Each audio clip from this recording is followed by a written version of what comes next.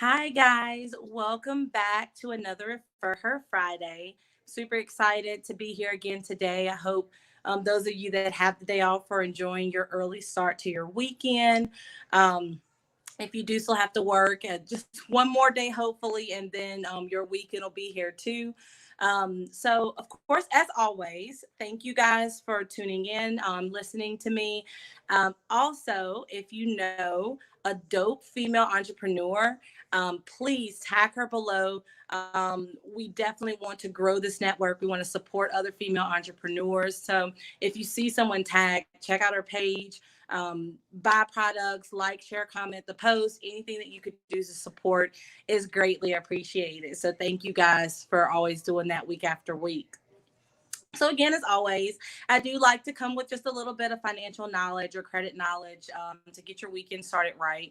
And I know there's been a big push and talk about walking the talk. So a lot of people, when they ask me questions, they are geared towards home ownership. So if that's the walk that you want to walk in for the rest of 2020 is getting prepared for home ownership, then this Refer Her Friday is going to be for you. So people ask me all the time, like, well, how do I know that I'm ready to go ahead and purchase a house? It seems like a dream that everybody wants to live out, but they want it just to say that they have it or to say that they own a house, and they don't know when it's truly the right time for them. So we're just going to go over just a couple pointers that you can kind of think through and understand if home ownership is something that you should be pursuing right now. So the first thing is, am I ready to own a home? Am I going to be in a particular area long enough to make home ownership worthwhile?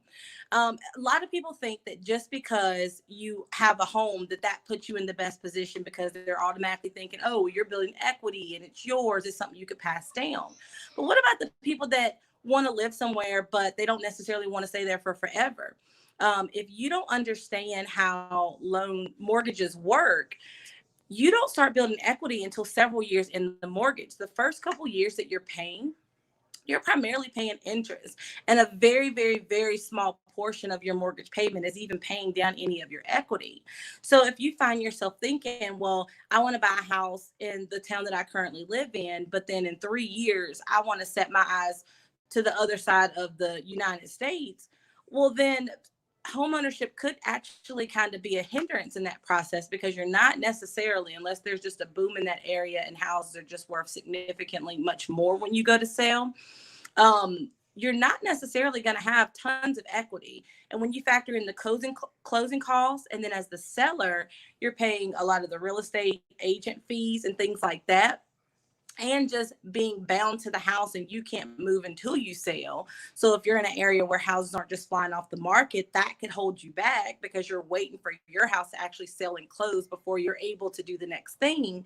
Then homeownership might not be in your cards in this moment, for no other reason other than you might not even break even in this home if you buy it now, put the closing costs and pay a mortgage, don't build any equity, go to sell it for not much more than you purchased, and then have to pay your agent fees and things like that. You may just break even. Um, there's a funny saying. They always say, when you rent a house, that's the most that you're going to pay any month for housing expenses. But when you own a house, you can only pray that that's the least amount you'll pay. So that brings me to my next point: having the money.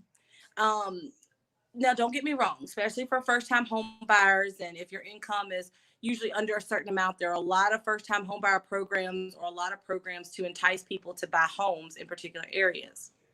But aside from those programs, even with an FHA loan, you're looking at needing 3.5% of that mortgage to put down to even be able to get in.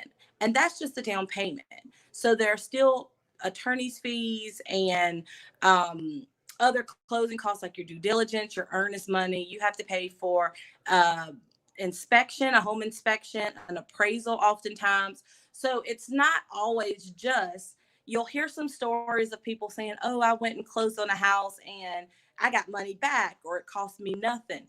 That's not always the case. Oftentimes, you have to come with significant assets before you can walk away at the closing table with keys in hand. So, understanding if you have the money to be able to purchase a house, that is another big thing to consider. And then lastly, when you're looking at purchasing a house, one of the big focuses, which is what everybody thinks about when they go to purchase a house, is your credit right? Again, you could have tons of money and you could know that you want to be in the area for years, but if you don't have the credit to even get into the mortgage, that's a 30-year commitment in most cases that these banks and financial institutions are willing to take with you. So they're going to want to see some sort of evidence that they can put their faith in you and that you're going to repay this loan over that allotted amount of time. So, do you have the credit? And even if you have the credit to get in, is it worth it to bump your credit score up just a little bit to get a better interest rate? Most of the time, when you're buying a house, you're talking about hundreds of thousands of dollars. So, even a quarter or a half a percent can have implication of saving tens of thousands of dollars over the life of the loan. So if you're not necessarily in a rush and it's just something that you're trying to do, it might be worth your while to get your credit score bumped up past the 700s and qualify for those phenomenal rates so that when you actually sign on the dotted line, yeah, you got that 30-year or 15-year commitment, but it's costing you the least amount as possible. And yeah, you might have could have done it 4 months ago, but with that 620 credit score, you're barely in at a 4.5. And now with the 720 credit score, you're able to come in under 4%. That can have a significant savings over the life of your loan. And it's definitely worth the 4 months to save, what could be $40,000, $50,000 over a span of the life of the loan. So those are just some quick tips to just kind of consider and think about before you jump into a situation just to say you're a homeowner, because that seems like it's trending nowadays. But really trying to understand, is home ownership what you should actually be pursuing? Or should you think about, okay, well, I'm going to take some time, save up so that I can have a bigger down payment, or so that my credit is right, or so that I can just go ahead and move to the city that I want to be in. So when I purchase the house, it's actually worthwhile and I'm not just wasting money. Um, so that is all that I have as far as credit tips for today. But as always, please, please, please, if there's a topic that you'd like for me to discuss, don't hesitate to put it down in the comments below. I'll check those, interact with you if you have any additional questions, and I can be sure to tailor the next week's broadcast to what you guys want to hear. And again, friendly reminder, if you know any dope female entrepreneurs, please, please, please tag her below. We'd love to support her and uplift her and network with her so that we can build this community up to be bigger and better. Again, guys, thank you so much for tuning in, and I'll see you next week.